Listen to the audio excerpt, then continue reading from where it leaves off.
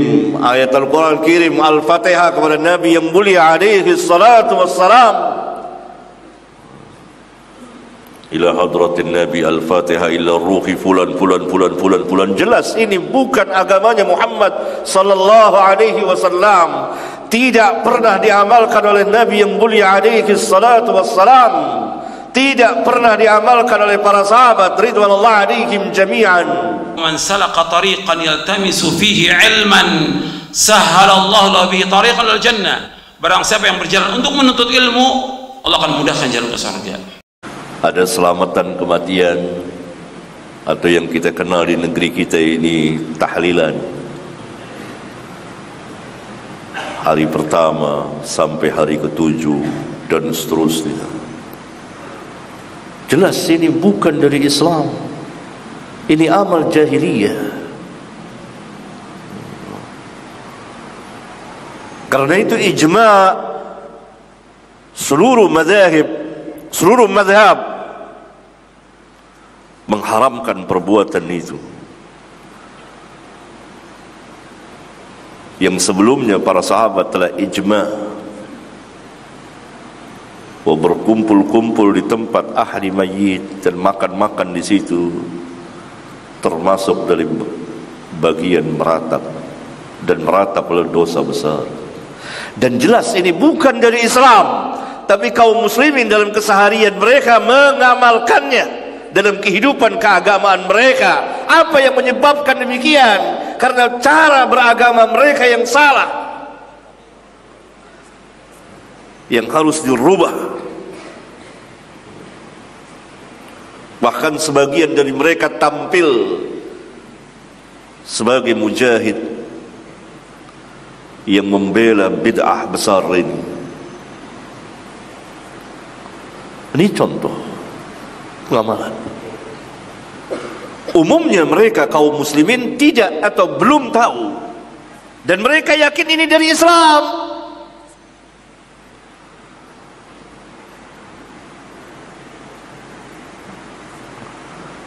Mereka pun menjadikan Al-Quran sebagai bacaan untuk orang-orang yang telah mati. Al-Quran hidayah, hudan linnas. Syahrul Ramadan alladhi unzila fihi al-Quran hudan linnas wa bayyinatin minal huda wal furqan. Al-Quran hidayah, Allah turunkan di bulan Ramadan sebagai hidayah, petunjuk bagi manusia. Dia akan memimpin manusia kepada jalan yang terang benderang dan menjelaskan kepada manusia mana yang hak dan mana yang batil. Bahkan Allah katakan wa bayyinatin minal huda. Di dalam Al-Quran penuh dengan hujjah, dalil, alasan.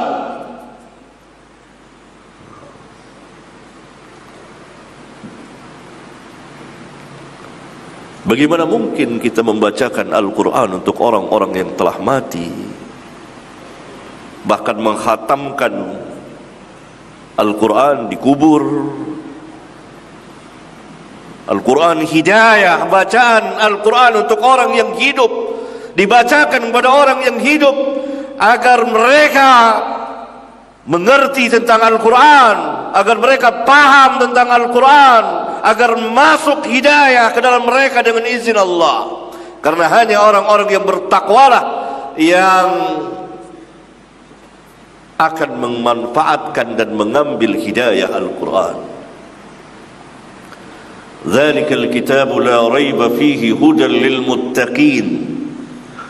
Al-Quran ini kitab yang tidak ada keraguan di dalamnya. Tidak ada satupun keraguan di dalamnya tentang kebenaran isinya, tentang bahwa Al-Quran kalamullah, tentang bahwa Nabi yang mulia alaihi salatu wassalam benar adanya seorang Nabi dan Rasul. Hudan lil muttaqin, hidayah, petunjuk bagi orang-orang yang bertakwa. Yakni hanya orang-orang yang bertakwalah yang mengambil manfaat dari hidayah Al-Quran. Kata ulama, mafhumnya orang yang tidak takwa tidak akan bisa berjalan di atas hidayah Al-Quran, tidak akan bisa mengambil hidayah Al-Quran.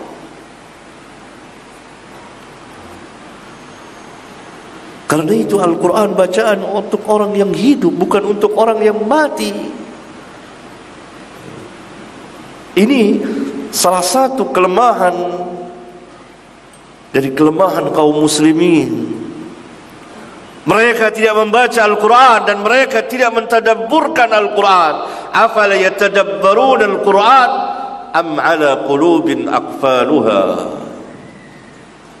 Tidakkah mereka mau mentadabburkan Al-Quran? Kepada siapa Allah perintahkan ini? Kepada orang-orang yang telah mati untuk mentadabburkan Al-Quran, atau kepada orang yang hidup? Tentu jawaban orang yang berakal kepada orang yang hidup. Afal yatadabbarun Al-Quran. Allah tegur manusia, tidakkah mereka mau memikirkan Al-Quran?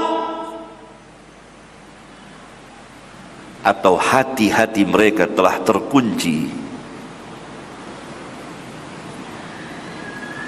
Bahkan dalam ayat yang lain, afala yatadabbarun Al-Quran. Tidakkah mereka mau memikirkan Al-Quran, mentadabburkan Al-Quran? Walau kana min 'indi ghairillahi lawajadu fihi ikhtilafan katsira. Kalau sekiranya Al-Quran itu bukan dari sisi Allah, niscaya mereka akan dapati di dalam Al-Quran itu perselisihan, pertentangan, kontradiksi yang sangat banyak. Tapi Al-Quran min 'indillah, dari sisi Allah.